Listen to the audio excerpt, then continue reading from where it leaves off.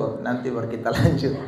Saudara yang terkasih, senang sekali malam ini sekali lagi bisa jumpa dengan Bapak Mama, Bapak Saudara semua di persekutuan doa di tempat ini untuk bisa berbagi berkat firman Tuhan. Baik, malam hari ini tema yang mau saya seberangkan bagi kita adalah kas tahu majang kas jangan lupa kas ingat. Nah, itu dia pun tema. Kas tahu majang lupa kas ingat. Coba bilang samping kiri kanan. Kasih tahu, jangan lupa, kasih ingat. Nah, ini saudara, tema ini saudara, tiba-tiba saya duduk di situ baru saya dapat ya. Saudara, tiba-tiba saya pikir-pikir tema yang saya mau pakai apa ya. Saudara, ayatnya, khotbahnya saya sudah siapkan, tapi saya tidak tahu mau tema apa ya dari itu khotbah itu yang sebentar saudara mau dengarkan ini. Namun tadi duduk-duduk di sini, Tuhan memberitahu kepada saya, kasih tahu bahwa temanya hari ini adalah kas tahu jangan lupa kas ingat. Amin. Saudara yang terkasih dalam Tuhan, begini, setiap firman yang kita dengarkan, baik hari Minggu, baik hari-hari persekutuan doa, baik KPI, baik saudaraku KKR, baik lewat radio, baik lewat YouTube, baik lewat Facebook, lewat apa saja yang diperdengarkan kepada kita, itu punya dua maksud. Maksud yang pertama adalah memberitahu sesuatu kepada kita. Ada amin? Tetapi juga bukan hanya sekedar memberitahu. Kadang-kadang firman yang disampaikan kepada kita lewat mimbar-mimbar gereja, lewat media-media sosial, lewat saudaraku khotbah-khotbah di lapangan-lapangan terbuka, lewat khotbah-khotbah di ruang-ruang tertutup, di ruang-ruang kecil seperti persekutuan-persekutuan doa. Tuhan punya maksud yang kedua, yaitu mengingatkan kita semua dengan kebenaran-kebenaran yang sudah diberitahukan kepada kita. Ada amin? Karena itu saudara, malam hari ini saya tidak tahu apakah firman yang saya sampaikan kepada saudara ini adalah sifatnya pemberitahuan atau sifatnya mengingatkan. Masing-masing akan tahu sendiri, pribadi lepas pribadi. Tapi yang pasti dua pesan ini tidak bisa terlewatkan. Anda tidak hadir secara kebetulan pada malam hari ini. Saudara, kita tidak mungkin, Tuhan tidak punya maksud bagi kita ketika Tuhan bawa kita ada dalam rumah kebaktian. Tidak mungkin saudara, Tuhan tidak punya maksud bagi kita ketika Dia memperdengarkan bahasanya, kata-katanya, firman-Nya kepada kita. Pasti Dia punya maksud. Satu, kalau Dia tidak beritahu kita, berarti Dia mau ingatkan kita semua. Ada amin? Ada amin? Tanya dulu samping kiri kanan, ini malam lu dapat ingat, kok lu dapat kasih tahu? Haleluya.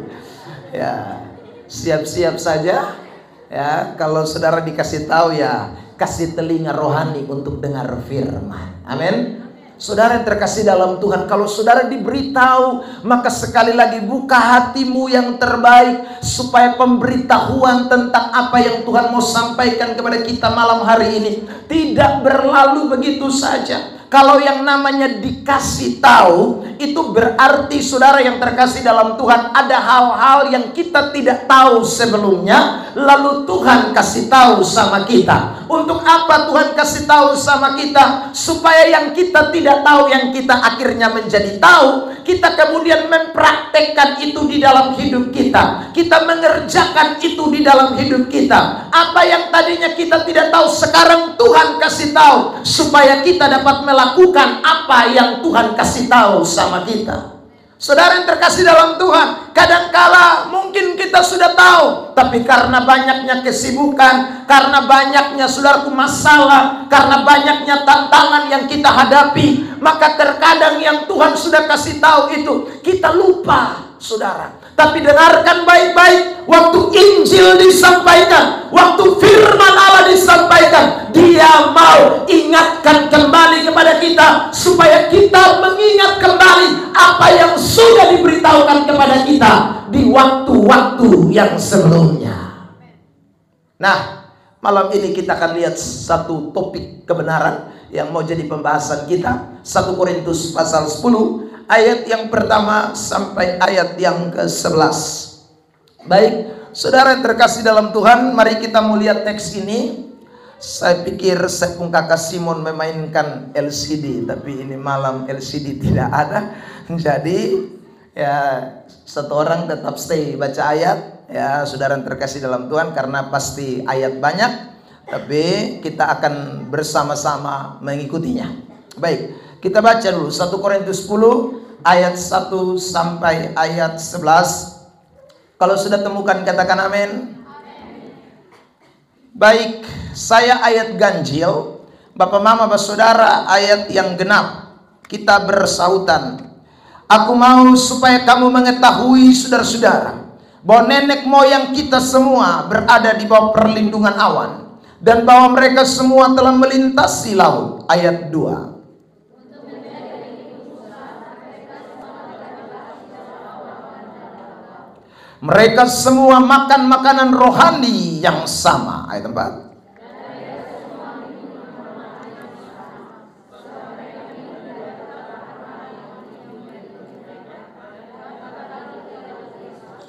Tetapi sungguh pun demikian, Allah tidak berkenan kepada bagian yang terbesar dari mereka, karena mereka telah ditewaskan di padang gurun. Ayat 6.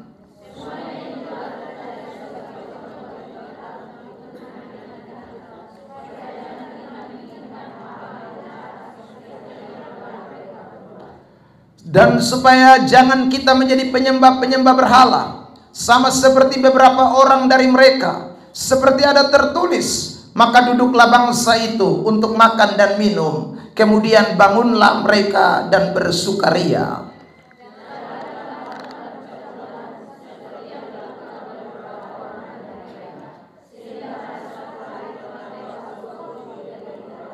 Dan janganlah kita mencobai Tuhan seperti yang dilakukan oleh beberapa orang dari mereka, sehingga mereka mati dipagut ular.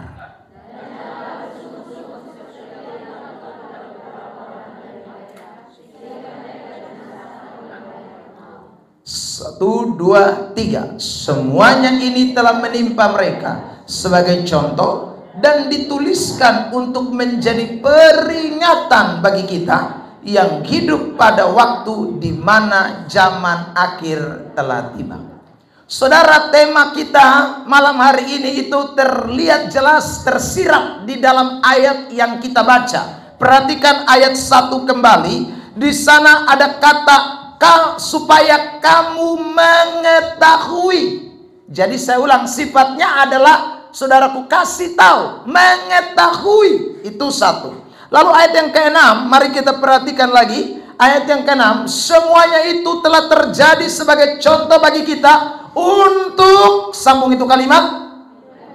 Nah, jadi kasih ingat.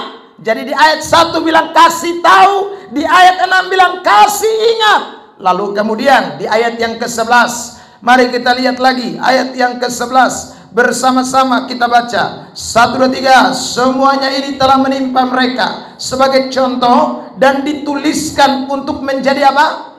Peringatan. Jadi saudara, jelas sekali bahwa konteks dari apa yang disampaikan Rasul Paulus kepada jemaat yang ada di Korintus dan juga kepada kita semua pembaca surat Korintus hari ini, bahwa ayat-ayat yang tadi kita perhatikan dari 1 Korintus pasal 10 ayat 1 sampai dengan ayat yang ke-11 itu berisi pemberitahuan dan juga berisi peringatan-peringatan.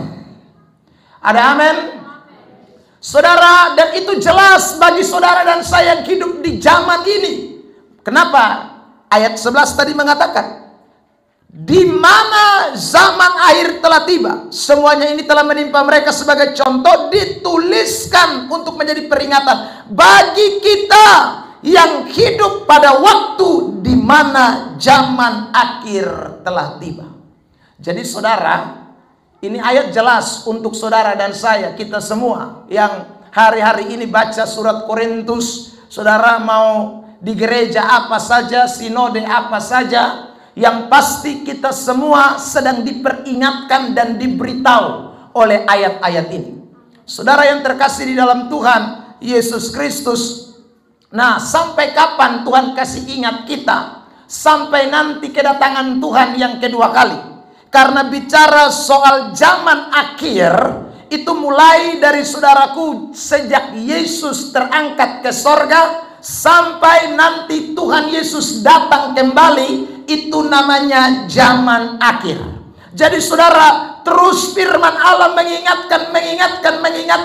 Sejak mulai Yesus terangkat, para rasul-rasul diberitahu oleh Tuhan untuk pergi. Mulai dari jemaat Efesus, jemaat Galatia, jemaat Korintus, jemaat Tesalonika, jemaat yang ada di Frigia, jemaat yang ada di Pergamus. Pokoknya banyak jemaat-jemaat, sampai semua jemaat, termasuk jemaat Tuhan yang ada di Maulava. Tuhan sedang pakai hamba-hambanya untuk memberitahukan, memperingatkan kita semua menjelang zaman akhir di mana Kristus akan datang kembali.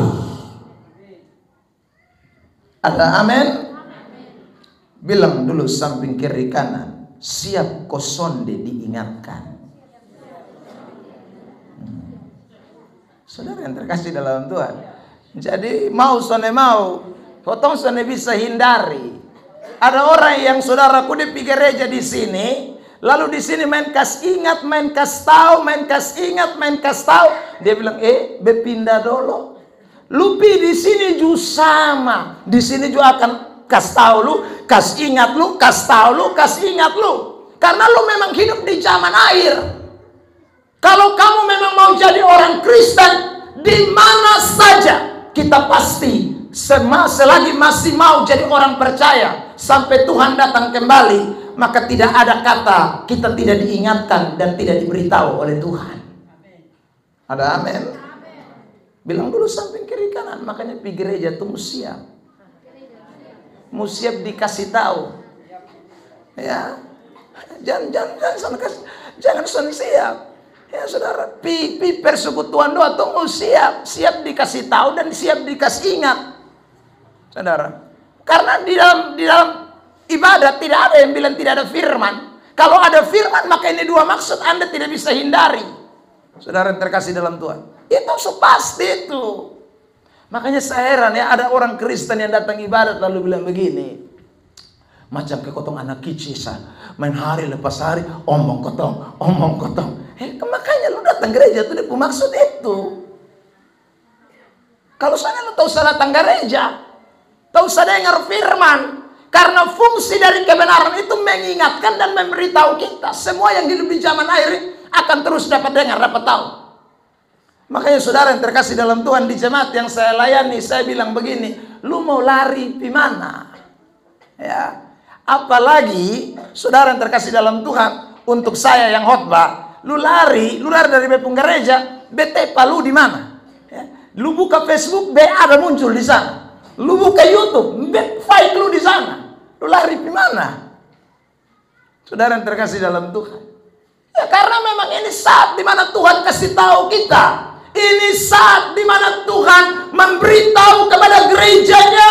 Ini saat di mana Tuhan memberi peringatan kepada gerejanya. Maksudnya tidak lain tidak bukan supaya gereja Tuhan siap sedia menyambut kedatangan Tuhan yang kedua kali. Beri tepuk tangan yang terbaik, yang luar biasa bagi Tuhan.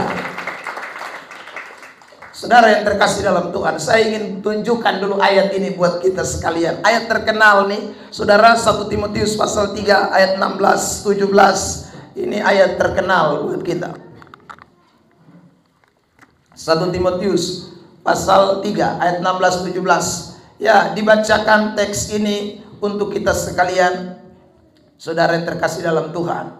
Ya, silakan yang sudah pegang mic boleh langsung baca ini ayat. 2 Timotius 3 ayat 16-17. Silakan. Sudah, Bu? 2 Timotius Ya. 3 ayat 16 dan 17. Segala tulisan yang dihilangkan Allah memang bermanfaat untuk mengajar, Ya. mengajarkan kesalahan kesalahan, Itu. untuk memperbaiki kelakuan, Iya. untuk mendidik orang dalam kebenaran. Itu. Dengan demikian, tiap-tiap manusia kepunyaan Allah diperlengkapi untuk setiap perbuatan baik. Segala tulisan yang diilhamkan Allah. Bahasa yang lebih sederhana, Alkitab. Bahasa yang mungkin lebih gampang lagi, Perjanjian Lama, Perjanjian Baru. Bahasa yang konteks hari ini, 1 Korintus. Itu tulisan yang diilhamkan Allah. Dan itu tulisan yang diilhamkan Allah itu bermanfaat untuk mengajar kita. Yang namanya mengajar itu pasti kasih tahu. Saudaraku, anak-anak kita kalau di sekolah dong diajar. Diajar untuk apa? Kasih tahu. 1 tambah 1, 2. 2 tambah 2, 4. Itu saudara, itu kasih tahu itu mengajar. Nah, saudara terkasih dalam Tuhan, lalu kamu apa? Menyatakan kesalahan. Kalau yang namanya menyatakan kesalahan itu bisa dua. Yang pertama bisa kasih tahu bahwa kita ada kesalahan. Yang kedua bisa kasih ingat kepada kita bahwa kita sedang melakukan sebuah kesalahan. Saudara yang terkasih dalam Tuhan, mendidik orang. Mendidik orang itu juga punya dua maksud itu. Dikasih tahu dan dikasih ingat. Sebab kalau tidak dikasih tahu dan tidak dikasih ingat, maka tidak ada mungkin pendidikan. Saudara yang terkasih dalam Tuhan, orang belajar matematika itu bisa sampai perguruan tinggi. Mulai dari SD, SMP, SMA, sampai perguruan tinggi. Kalau dia ada punya jurusan tertentu yang berkaitan dengan ilmu itu, pasti masih di perguruan tinggi juga belajar. Kenapa kok sudah di matematika di SD, kok masih belajar matematika lagi di SMP? Kenapa kok saudaraku sudah di SMP belajar matematika, naik SMA mesti belajar matematika? Kalau mau jadi sarjana matematika, mesti belajar lagi matematika. Padahal sudah rumusnya tidak berubah, tetap sama. Tapi maksudnya apa? Supaya terus diingatkan. Supaya bukan hanya diberitahu, tapi diingatkan bahwa rumus Pitagoras seperti ini, ya, dan rumus lain sebagainya. Karena saya bukan jurusan matematika, yang lain saudara cari sendiri. Saudara yang terkasih dalam Tuhan, dikasih tahu terus, dikasih tahu terus, dikasih ingat terus. Itulah, kita juga orang Kristen begitu. Makanya kita itu disebut murid-murid Tuhan. Lihat ayat ini, Matius 28, ayat yang ke-19 dan ayat yang ke-20. Pesan Tuhan jelas. Pergilah dan jadikanlah semua bangsa muridku. Ya, baca itu ayat. Ya, silakan. Karena itu pergilah, jadikanlah semua bangsa muridku. Ya. Baptislah mereka dalam nama Bapa. Pergi dan jadikan semua bangsa muridku. Dan Roh Kudus. Itu terus. Dan ajarlah Ajar. segala sesuatu yang telah kuperintahkan kepadamu. Dan ketahuilah, aku menyertai kamu senantiasa sampai akhir zaman. Jadi kita semua murid. Kalau mau jadi Kristen pasti jadi murid. Kalau jadi murid maka tak terhindarkan dari yang namanya diberitahu dan juga diingatkan. Amin. Bilang lagi samping kiri kanan, siap-siap besok pergi gereja pasti dapat kasih tahu, dapat kasih ingat. Ya. Saudara yang terkasih dalam Tuhan, siap.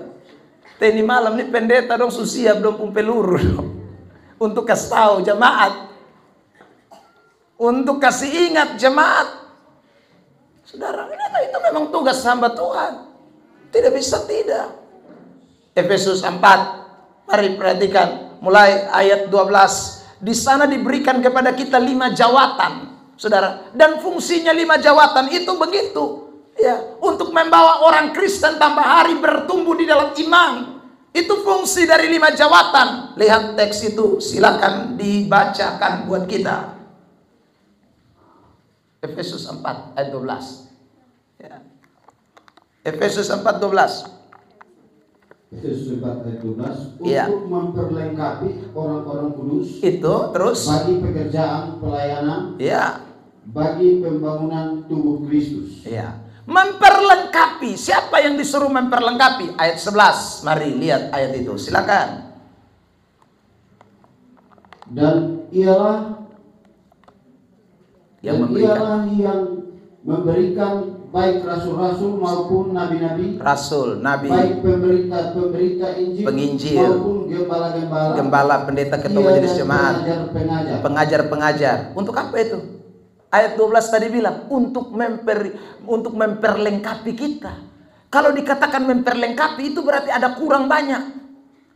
Karena ada kurang, Tuhan utus itu rasul, Tuhan utus itu nabi, Tuhan utus tuh gembala. Sekarang namanya ketua majelis jemaat kalau di gereja Gemit. Ya saudara.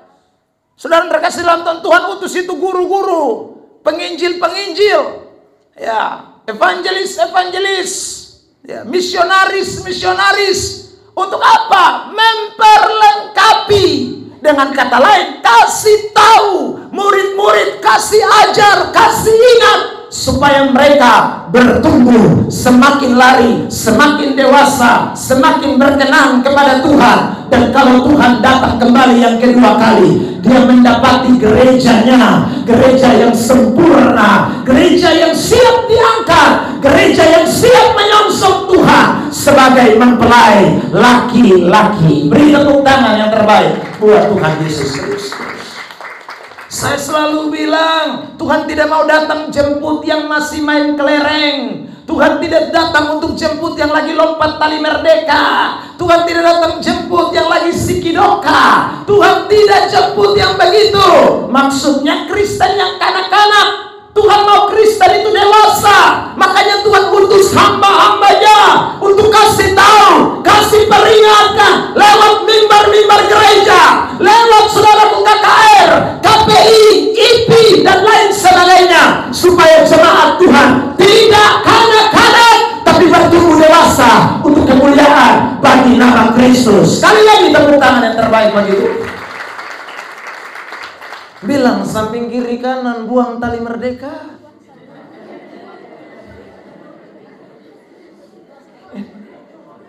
Kalau saudara jadi anak Tuhan, ya, masih Kristen banyak yang masih lompat tali merdeka. Yang lompat tali merdeka dong tuh sana nyaman di gereja, ya tuh. Karena dia pun pikir mau lompat tali merdeka. Saudara, kalau 2 jam anak kecil di TK, bepo anak saudaraku, hari pertama masuk TK semangat ampa 5. Bahkan malam disusiap dia pun baju, ya. Susiap memang, lalu dia bilang begini, Bapak, aku punya hati deg-degan, Pak. Besok mau sekolah. Semangat 45 cuma 2 hari. Hari ketiga dia bilang, Bapak beta izin tahan ya. Ya namanya anak-anak. Tapi saya ulang lagi, banyak Kristen yang seperti itu, bukan? Kalau gereja terus dong pusing, ya, karena dong mau lompat tali merdeka, dong masih mau main lompor. Saudara terkasih dalam Tuhan, tidak bisa. Saya baru habis KKR 2 hari di Nekamese, ya. Saudara, penerangan terbatas, jadi antara gelap dan terang bersatu. Memang Alkitab berkata terang dan gelap tidak bersama, tapi itu suasana tadi malam dan malam pertama itu saudaraku antara gelap dan terang. Beta lesu gelap begini, jadi antara dong lia beta dan tidak lia. Tapi beta lia sandong semua. Bepung khotbah bersyukur karena bukan mic tali begini, jadi beta bisa jalan. Saudara terkasih dalam Tuhan, beta lihat kok tadi kayak banyak orang. Ya saudara, waktu masih pujian penyembahan, tiba-tiba mau firman tuh yang bagian barisan belakang tuh tiba-tiba hilang semua. Saya pikir-pikir dong lari ke mana. Nah kebetulan dong bikin KKR itu saudaraku di lapangan sekolah. Ya.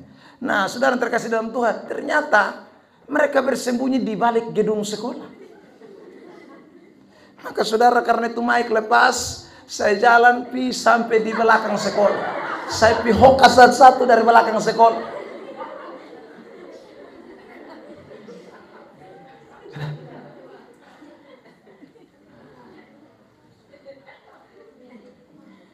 Ya,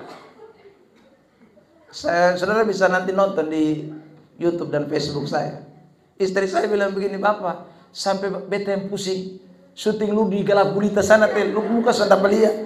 Ya, saya bilang biarpun tidak lihat, suaraku terdengar. Saya bilang begini, Yohanes berkata ada suara yang berseru-seru di padang gurun. Ini beda, ayat ini berkata ada suara yang berseru-seru dalam kegelapan. Karena muka sudah pelit tapi suara tidak mendengar. Karena bepihokan di belakang sekolah. Sudah. Beta pihoka. Termasuk polisi yang jaga-jaga behoka semua. Datang dulu dengar firman. Saudara dikasih tahu nggak mau. Itulah anak-anak Tuhan. Saya tanya, kamu yang sembunyi di belakang sekolah, kamu Kristen, kau bukan? Hah? Kalau bukan Kristen, bangun fuiksan. Kalau lu Kristen, masuk. Ya, apa jadi Kristen model begitu? Itulah Kristen kanak-kanak. Di gereja kan banyak. Saudara, pendeta kalau sholat bagak lama dong pulida su bagatal kiri kanan mulut su bagatal tunggu tempi hela satu batang dulu di luar. Saudara, itu Kristen yang masih main kalereng. Dan tugas hamba Tuhan kasih ingat. Tugas hamba Tuhan kasih tahu. Lihat begitu jangan. Hihihi, tidak ada. Saudara yang terkasih dalam Tuhan, itu mesti bikin muka asam. Meskipun tadi WL bilang senyum itu indah, ya saudara. Tapi yang model begitu jangan kasih muka asam. Karena Tuhan mau kita semua betul-betul jadi orang Kristen yang tambah hari tambah berkenan di hadapan Tuhan. Ya. Bikin apa Tuhan utus banyak hamba Tuhan gereja 50 meter, gereja 10 meter, gereja. Saudara, itu artinya Tuhan sayang Nusa Tenggara Timur. Tuhan sayang. Makanya Tuhan utus banyak hamba Tuhan ada di provinsi ini. Tuhan utus banyak, saudaraku, pengkhotbah. Tuhan utus banyak pendeta-pendeta, penginjil untuk memberitahu pesan-pesan ilahi bagi Nusa Tenggara Timur. Bilang samping kiri kanan, katong terlalu beruntung. Saudara terkasih, meskipun orang bilang NTT itu nanti Tuhan tolong, ya, tapi saya percaya, saudara, Tuhan sudah tolong saudara dan saya. Amin. Ya. Tapi kadang-kadang katong yang senang mau dikasih tahu, dikasih ingat. Ya. Nah, malam hari ini kita lihat apa saja yang Tuhan mau kasih tahu sama kita sesuai 1 Korintus 10. Mari kita kembali dulu ke teks kita ini, saudara yang terkasih dalam Tuhan. Ini beberapa hal yang Tuhan mau kasih tahu sama kita, saudaraku, atau Tuhan mau kasih ingat sama kita semua yang hadir pada malam hari ini. Yang pertama, yuk kita kembali perhatikan ayat firman Tuhan ini. Ayat yang pertama, saudara, kita membacanya bersama-sama dulu di dalam hitungan yang ketiga. Kitab 1 Korintus pasal 10 ayat 1. 1, 2, 3. Aku mau supaya kamu mengetahui, saudara-saudara, bahwa nenek moyang kita semua berada di bawah perlindungan awan, dan bahwa mereka semua telah melintasi laut. Perhatikan, saudara, Tuhan kasih tahu sama kita bahwa kita punya nenek moyang semua itu berada di bawah perlindungan awan. Maksud apa? Tuhan kasih tahu kita bahwa nenek moyang kita itu berada di perlindungan awan. Sekarang kita lihat dulu perbandingan ayat ini. Keluaran pasal 13 ayat 21. Maksud dari Tuhan memberitahu kepada kita bahwa nenek moyang kita yang jalan di padang gurun itu ada di dalam perlindungan awan. Mari kita lihat Keluaran 13 ayat 21 dibacakan. Tuhan berjalan di depan mereka pada siang hari dalam tiang awan. Tuhan, sampai situ saja. Tuhan apa? Berjalan di depan mereka dalam apa? Tiang awan. Jadi saudara, jangan lihat tiang awannya, tapi siapa yang ada di dalam tiang awan itu. Jadi saudara yang terkasih dalam Tuhan, Tuhan kasih tahu orang-orang di Korintus dan kita semua, lihat loh, nenek moyangmu dulu itu dipimpin oleh Tuhan lewat tiang awan. Tiang awan itu pimpin mereka. Saudara yang terkasih dalam Tuhan, ini kita tidak boleh lupa nih, ya. Kadang-kadang orang Kristen lupa bahwa dia dipimpin oleh Tuhan, ya. Makanya Tuhan tuh kasih ingat ya, kamu tuh dipimpin Tuhan. Kamu tidak jalan sendiri. Seperti nenek moyangmu dulu berjalan di padang gurun selama 40 tahun di dalam pimpinan tiang awan. Tuhan berjalan bersama dengan mereka. Itu juga hari ini Tuhan tidak pernah biarkan saudara dan saya sendiri. Dia memimpin langkah hidup kita semua. Ada amin? Lihat ini ayat Roma pasal 8 ayat yang ke-14. Saudara perhatikan teks ayat ini, Roma 8 ayat 14. Tuhan bilang jelas buat kita semua, anak-anak Allah dipimpin oleh Roh Allah. Ya, dibacakan Roma pasal 8 ayat 14 itu. Ya, silakan. Orang yang dipimpin Roh Allah adalah anak Allah. Kita bukan lagi dipimpin oleh tiang awan. Kita tidak lagi dipimpin oleh tiang api. Tetapi Tuhan sekarang memberikan Roh Kudus kepada kita semua, yang tinggal di dalam hati kita sekalian, yang memeteraikan kita waktu kita menjadi percaya kepada Kristus. Roh itu punya fungsi memimpin saudara dan saya dari hari ke hari, bahkan sampai Tuhan datang kembali. Dia selama-lamanya tinggal di dalam hidup orang-orang percaya, menyertai kita sekalian. Beri tepuk tangan yang terbaik buat Tuhan Yesus Kristus. Bilang dulu samping kiri kanan, kamu tak berjalan sendiri. Saudara, Yohanes pasal 14 mengatakan dengan jelas ayat yang ke-16 kalau saya tidak salah. Coba dilihat ayat itu. Yohanes pasal 14 ayat yang ke-16. Yesus berkata bahwa itu penolong akan menyertai, tinggal di dalam kamu untuk selama-lamanya. Dia tidak biarkan kamu menjadi yatim piatu. Apakah itu benar? Ya, silakan. Ya, silakan. Aku akan minta kepada Bapa. Ya. Ia akan memberikan kepadamu seorang penolong. Seorang penolong yang lain. Terus. Supaya ia menyertai kamu selama-lamanya. Selama-lamanya dia menyertai kita. Jadi saudara, malam ini firman Tuhan mau kasih tahu buat kita semua yang hadir, Anda tidak yatim piatu, Anda tidak sendirian. Anda dan saya diberikan penolong sejati. Penolong itu tidak pernah membiarkan saudara sedetik pun. Dia tinggal di dalam hidup saudara dan saya, menyertai kita selama-lamanya. Amin. Amin. Korek dulu samping kiri kanan. Jangan takut, ada penyertaan Tuhan. Saudara, waduh. Makanya Mazmur pasal 23 bilang begini, sekalipun aku di dalam lembah kegelapan, aku tidak takut bahaya, karena gada dan tongkatnya menyertai aku. Siapa? Dia gembala yang baik. Dia yang menuntun kita ke air yang tenang. Dia yang menuntun saudara dan saya ke rumput yang hijau. Dia tidak pernah membiarkan saudara dan saya. Dia memberikan ketenangan, kesegaran buat kita sekalian. Dia gembala yang baik. Dia menyertai kita semua. Di bagian lain kitab Yesaya 43 ayat yang pertama sampai dengan ayat yang ke-7, kita menemukan di sana jelas bahwa saudara yang terkasih dalam Tuhan, Anda melewati api pun tidak akan terbakar, Anda melewati air pun tidak akan dihanyutkan. Anda dan saya begitu berharga di mata Tuhan. Saudara yang terkasih, siapakah kita?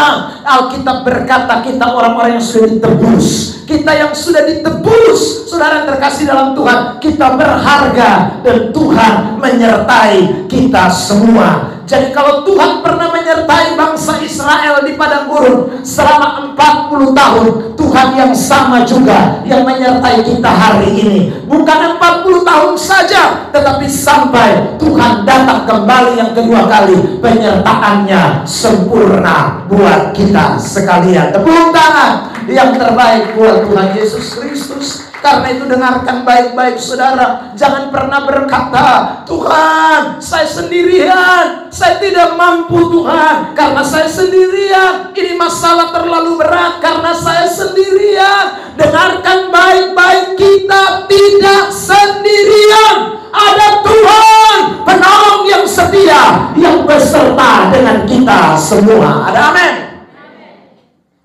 Tanya dulu sampai kiri kan, ada masalah apa? Kamu tidak sendirian. Amin. Ya, percayalah. Ini perlu diingatkan kembali kepada kita. Makanya kalau ada orang Kristen waktu menghadapi masalah lari ke dukun, ya saudara, itu adalah orang Kristen yang tidak lihat tiang awan. Orang Kristen yang lupa dengan tiang awannya Tuhan. Saudara yang terkasih dalam Tuhan. Tapi kalau kita lihat ada tiang awan, ngapain? Saudara, takut. Orang Kristen yang ketika menghadapi masalah, lalu kodo buang baygon satu seloki. Ya sudah. Itu orang Kristen yang tidak lihat tiang awan. Kalau kita lihat ada tiang awan, kita percaya ada penyertaan Tuhan yang tak berkesudahan dalam hidup kita semua. Ada amin? Ada amin? Bilang dulu samping kiri kanan, buka mata. Lihat ke depan. Ya, saudara. Banyak tidur di gereja tuh, makanya selalu lihat tiang awan. Saudara, selain Tuhan bilang kasih tahu mereka ada tiang awan, ya. Sebelum saya lanjut, saya cerita sedikit ya tentang jemaat Korintus. Jemaat Korintus itu, saudara, notabene latar belakang mereka itu adalah penyembah-penyembah berhala. Saudara, mereka punya dewi-dewi atau dewa-dewa yang terkenal sekali. Korintus itu. Bahkan sampai sekarang masih ada itu peninggalan-peninggalan kuil-kuil mereka di sana. Saudara, salah satu kepercayaan mereka bahwa kalau mereka itu punya satu dewi yang namanya Dewi Kesuburan, Dewi Diana. Ada nama Diana di sini? Semoga kamu juga subur. Amin, saudara. Dewi Kesuburan, namanya Dewi Diana. Minta maaf ya, bukan saya mau singgung nama Diana ini, tapi Dewi Diana itu dewi yang tidak baik. Iya. Karena itu dewi hanya senang kalau ada orang-orang yang melakukan persetubuhan dengan tidak baik, tidak wajar. Jadi saudara terkasih dalam Tuhan, laki-laki Korintus itu kalau mau melihat subur diberkati oleh Tuhan, oleh Diana, ya, Dewi Kesuburan, mau ada hujan, mau supaya ladang berhasil, maka saudara terkasih dalam Tuhan, mereka harus naik ke bukit yang namanya Bukit Akrokorintus. Di Bukit Akrokorintus itu, saudara, disiapkan wanita 1000. Wah, opa langsung sambung. Bukan banyak lah, itu banyak sekali. Ya opa, itu kadeju kala opa. 1000 wanita. Dan itu 1000 wanita tidak perlu dibayar. Mereka sudah siap melacurkan diri mereka dengan siapa saja. Dan saudara, tidak mungkin ada mama-mama atau ibu-ibu atau istri-istri yang melarang. Karena kalau istri melarang, bapak tinggal bilang, lu mau makan tanah atau makan beras? Ya toh? Kalau mau makan beras, izinkan bapak naik ke Akrokorintus. Karena waktu bapak bersetubuh dengan itu wanita-wanita, Dewi Diana senang. Dewi Diana hore. Maka saudara, kalau tambah banyak ada 1000 laki-laki yang naik, maka Diana cepat curahkan hujan. Ya. Maka Diana cepat curahkan hujan. Jadi saudara, mereka merasa bahwa Dewi Diana itu penting bagi mereka. Tapi sekarang mereka sudah jadi Kristen. Tidak boleh lagi menyembah berhala. Mereka tidak boleh lagi melakukan perzinahan. Dan saudara bisa baca banyak ayat di dalam suratan 1 Korintus yang mengingatkan supaya orang Korintus tidak boleh berzina. Saudara, 1 Korintus pasal 6 itu hampir satu pasal dibicarakan soal tentang perzinahan. Percabulan. Kenapa ya? Karena orang Korintus jadikan itu makanan sehari-hari. Kalau tidak naik, itu berarti saudara terkasih dalam Tuhan tidak akan subur tahun ini. Pasti kering, saudaraku. Dan tadi saya sudah bilang tidak ada istri yang berani larang. Kalau misalnya saudaraku ada Anis mau naik, minta maaf, bukan Anis di sini. Ya, Anis izin, maaf. Bapak naik dulu di atas. Lalu saudara, Mama Yakoba. Yakoba bilang begini, lu memang bagatal Anis, tidak bisa. Mama Yakoba bahkan mungkin suruh tiap hari, Bapak naik. Lipstik habis, berat habis, uang sayur habis, naik supaya dia senang. Karena bagi mereka penyembahan itu penting sekali. Nah, saya ulang lagi, sekarang mereka sudah jadi Kristen, sudah percaya dan tidak boleh melakukan hal itu. Nah, bagaimana sekarang? Paulus kasih ingat mereka, bosan ingat, bosan mesti tahu, ingat nenek moyang kita. Mereka itu jalan di padang gurun 40 tahun, tapi Tuhan tidak biarkan mereka jalan sendiri. Ada tiang awan dan tiang api yang menyertai mereka. Ada pertolongan yang sempurna yang Tuhan nyatakan bagi mereka. Kalau Tuhan yang pernah menyertai mereka itu menolong mereka di padang gurun, Tuhan yang sama juga yang ada hari ini untuk saudara. Jangan takut jemaat Korintus, percayalah Dia akan memberkati hidupmu. Ada amin? Itulah makanya tuh ini ayat kasih tahu mereka, saudara yang terkasih dalam Tuhan. Nah, selain ada tiang awan, apa yang dikasih tahu lagi? Sekarang kita lihat, saudara yang terkasih dalam Tuhan, 1 Korintus pasal yang ke-10. Kitab 1 Korintus pasal yang ke-10 ayat 1 bagian B. Mari kita perhatikan bagian terakhir maksud saya. Dikatakan begini, dan bahwa mereka semua telah melintasi laut. Saudara, anak sekolah minggu, kita semua yang sekolah minggu pasti tahu cerita ini. Setelah orang Israel lewat itu laut, orang-orang Mesir juga masuk kan. Mereka pikir laut kering. Ya, sama-sama lihat mujizat itu. Dan mereka berusaha mengejar orang Israel. Tapi beda. Orang Israel semua lewat itu, melintasi itu laut. Tapi ketika orang Mesir masuk di tengah laut, Alkitab berkata mereka semua dikubur di dalam lautan itu. Saudara yang terkasih dalam Tuhan, artinya begini, Tuhan meloloskan bangsa Israel dari maut. Laut itu bicara soal maut, bicara soal kematian, tapi Tuhan loloskan mereka. Tuhan bukan hanya pimpin mereka, tapi Tuhan meloloskan mereka dari bahaya maut. Saudara yang terkasih, kita punya Tuhan yang sama. Dia bukan hanya saja memberikan penolong buat saudara dan saya, tapi Dia telah menyelamatkan kita dari maut. Oleh pengorbanannya di atas kayu salib, Dia sudah membawa kita keluar dari laut Kolsom, laut merah, supaya kita semua mengalami kemuliaan yang kekal bersama-sama dengan Dia. Beri tepuk tangan yang terbaik buat Tuhan Yesus. Ya, ini semua kita tidak boleh lupa. Jadi pertolongan Tuhan itu memang sempurna. Pertolongan Tuhan itu tidak setengah-setengah. Saudara, Dia bukan hanya tolong jasmani, rohani Dia kasih biar. Tidak ada.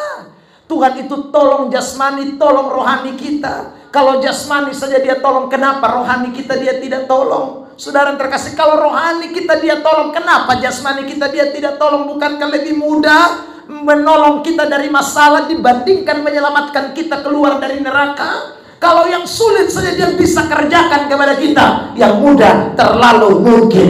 Tuhan kita terlalu ajaib. Beri tepuk tangan yang terbaik buat Tuhan Yesus Kristus.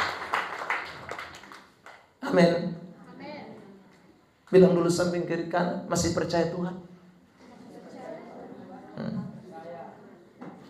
Saudara yang terkasih dalam Tuhan, harus yakin dong. Ya. Tapi saudara lihat ya, orang Israel ditolong Tuhan begitu rupa, tapi mereka tidak menghargai pertolongan Tuhan. Itu sangat disayangkan. Saya ulang, tiang awan ada, laut Tuhan bala.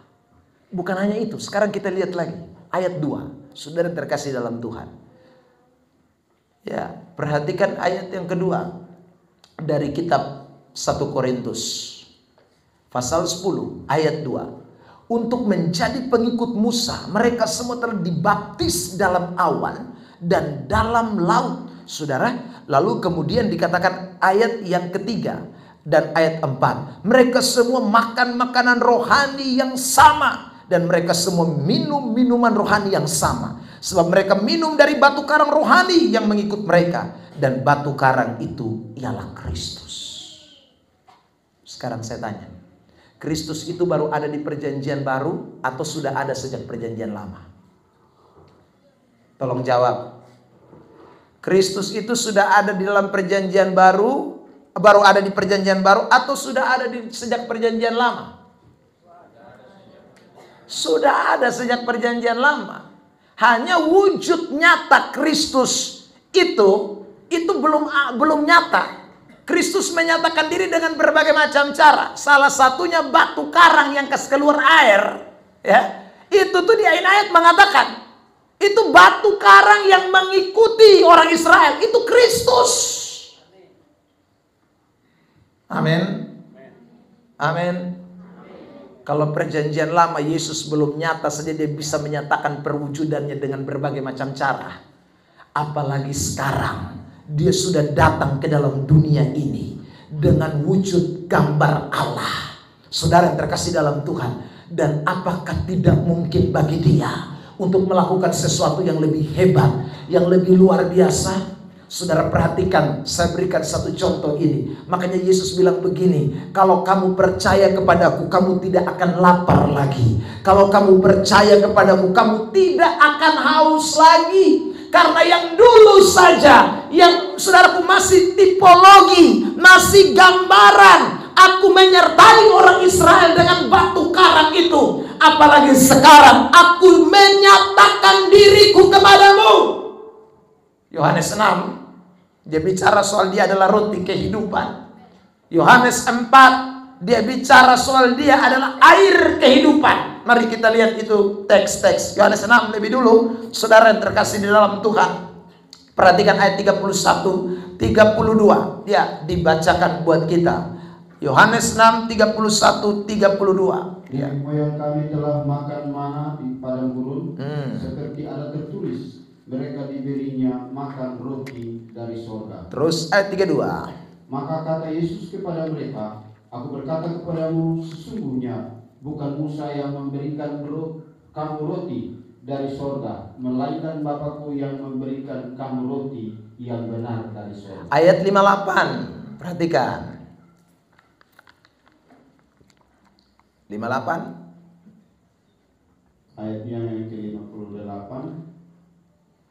Inilah roti yang telah turun dari sorga, bukan roti seperti dimakan nenek moyangmu dan mereka telah mati. Karena siapa makan roti ini, ia akan hidup selama-lamanya. Amin. Amin.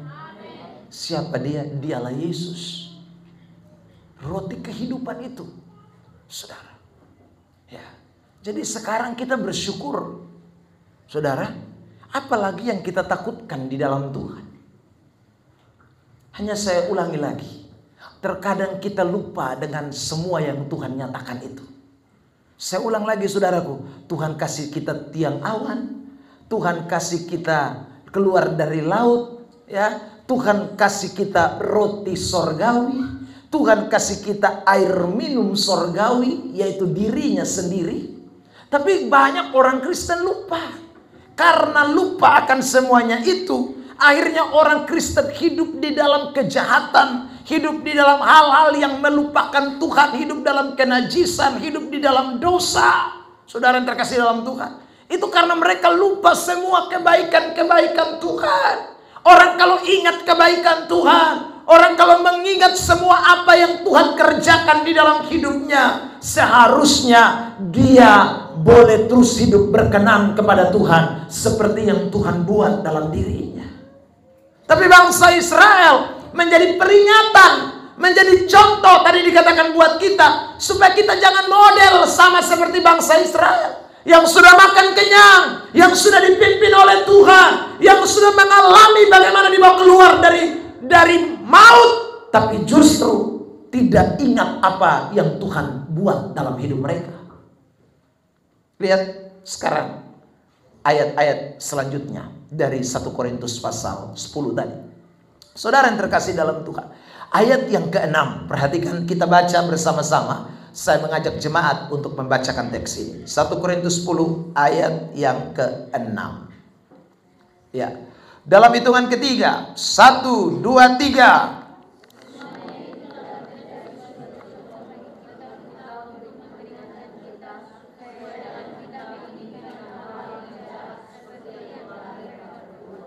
Amin.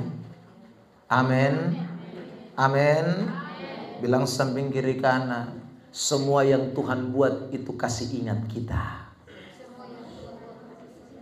supaya kita jangan ingin yang jahat. Amin. Kalau mau curi, ingat, Tuhan kan tiang awan, ada di dalam sepung hati.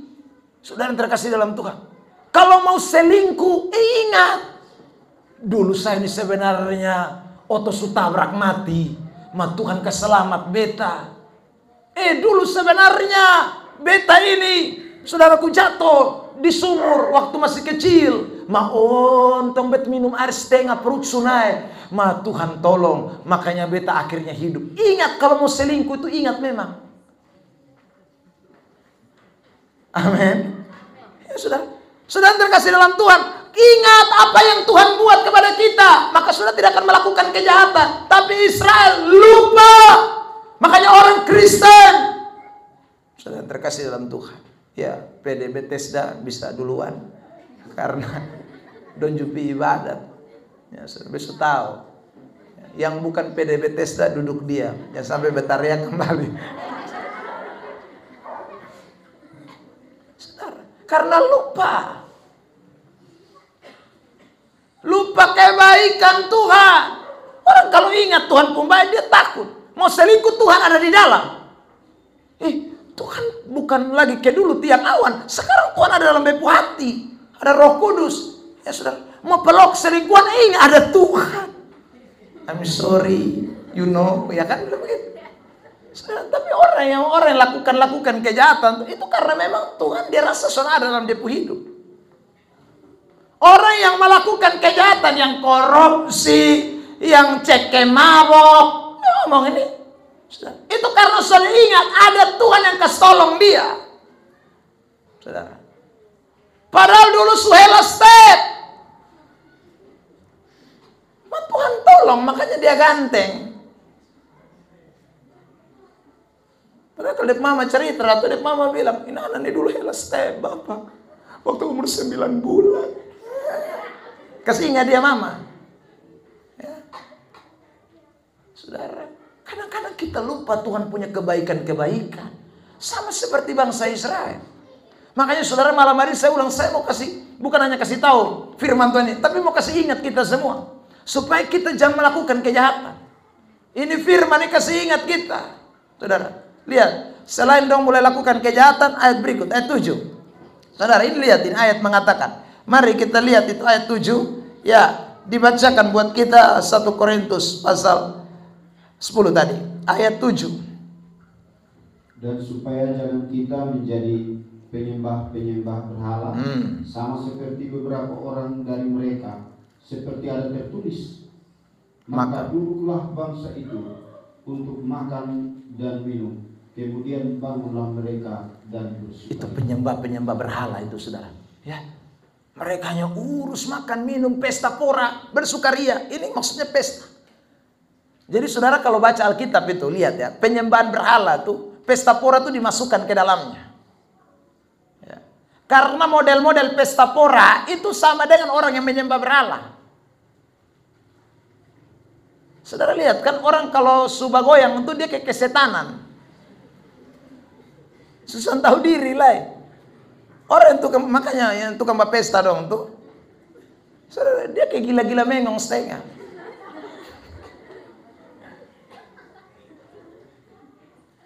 Kalau sudah dengar lagu dong kan. Ya. Orang pu istri di depan.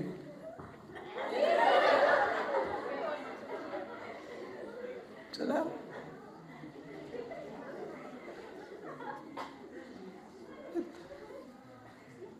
Itu karena apa? Saya ulang lagi.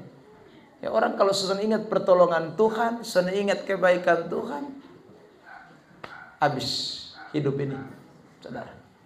Pasti yang dia lakukan hal-hal yang tidak baik semua. Bersungut-sungut, bersinah, menyembah berhala. Kita baca lanjut ayat 8 lagi. Ini saya mau tutup dengan ini dosa-dosa dong. Ya.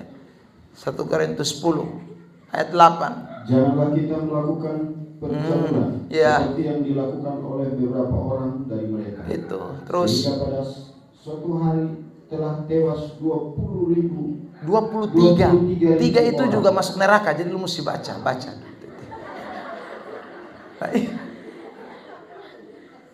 Ayat 9. Dan janganlah kita mencobai Tuhan. Iya. Seperti yang dilakukan oleh beberapa orang dari mereka. Terus sehingga mereka mati di pagut. ular datang padok satu. Tewas semua. Ya. Ayat 10. Dan janganlah bersungut-sungut seperti yang dilakukan oleh beberapa orang dari mereka, sehingga mereka dibinasakan oleh malaikat maut. Itu. Jadi saudara tidak tahu yang dibinasakan malaikat maut itu berapa, dipagut ular itu berapa, tapi jelas di ayat yang ke-8 itu mengatakan mereka yang bercabul itu tewas 23.000 orang. Kenapa kok saudaraku yang tewas dalam percabulan, yang melakukan percabulan itu disebut? Karena saya ulang lagi, ini jemaat, ini kan jemaat tukang bikin seks terus. Jemaat Korintus. Jadi seolah-olah ini hantaman, kamu dengar? Itu yang bangsa Israel. Yang suka bercabul, mati.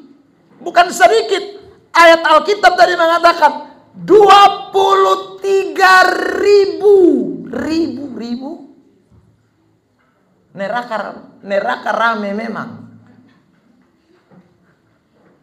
23.000. Dan itu pasti sudah neraka. Siapa mereka? Mereka yang juga melintasi laut. Siapa mereka? Mereka juga yang makan minum dari roti dan juga sudah roti dari sorga mana. Dan juga batu karang yang mengikuti mereka. Mereka semua yang dipimpin oleh tiang awan. Itu termasuk itu 23.000 orang. Orang Kristen yang lupa kebaikan Tuhan. Saudara, ingat baik-baik. Hidupmu tidak akan lepas dari kenajisan.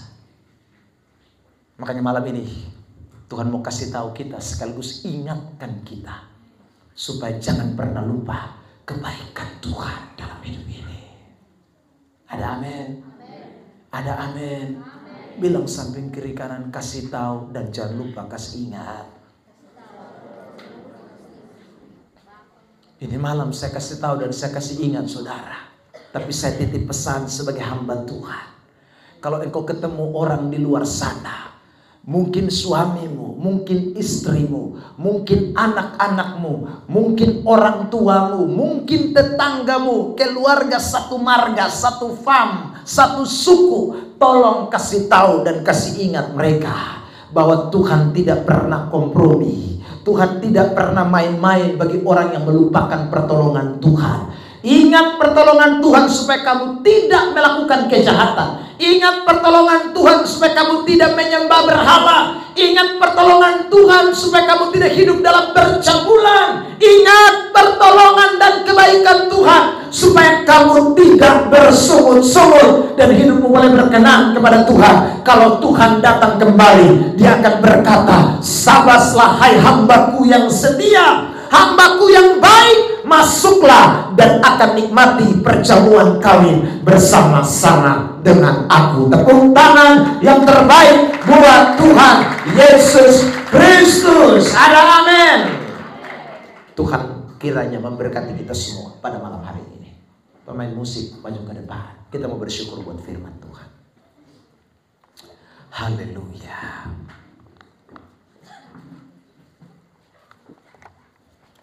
Coba tundukkan kepala di hadirat Tuhan.